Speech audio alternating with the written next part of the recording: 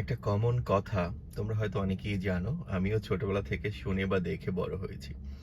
কারণ আমার ম্যাক্সিমাম আত্মীয় স্বজন মামার বাড়ির দিকে একটু হুজুর টাইপের, তারা সবাই একটু নামাজ রোজা পড়েন, মসজিদ মাদ্রাসায় জব টবও করেন। সত্যি কথা বলতে, যেটা কাউকে ছোট করার জন্য বলছি না, তারপরে বলছি, হুজুরের বাড়িতে মিলাদ বা মিষ্টি বিতরণ, দোয়া, এটা খুব কম হয়।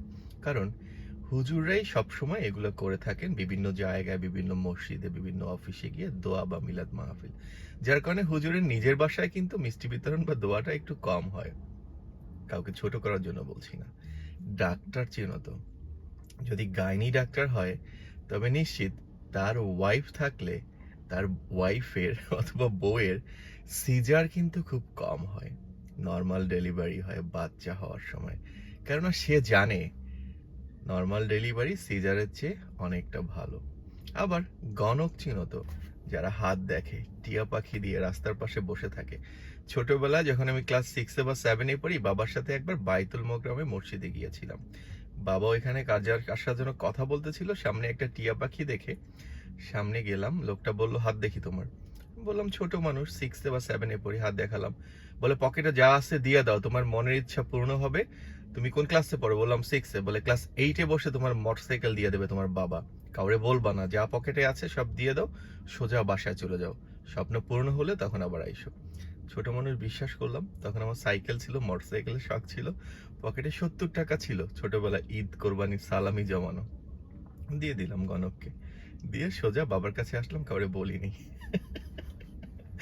গণক কখনো নিজের ভাগ্য পরিবর্তন করতে পারে না, শুধু অন্যের ভাগ্যের পরিবর্তনের কথাই বলে, হাত দেখে বা মুখ দেখে। তাই একটা কথা বলি, আবেগ বা ইমোশনের পিছনে না দৌড়িয়ে, আবেগ দিয়ে কাজ না করে, বিবেক, মেধা খাটিয়ে কাজ করো। এ পৃথিবীতে কেউ তোমাকে সামনে আগিয়ে নিতে পারবে না, কেউ তোমাকে সামনে এগিয়ে যাওয়ার জন্য জায়গা করে দেবে না। নিজের স্টেপ, নিজের পা দিয়ে নিজেকেই সামনে আগাতে হবে। কে কি বললো, কে কি করলো, এর পিছনে কান দিও না।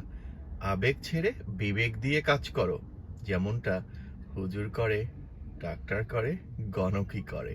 তারা শুধু মানুষের উপকারই করে, নিজের ফ্যামিলির ক্ষেত্রে কিন্তু এটা থেকে অনেকটা দূরে থাকে।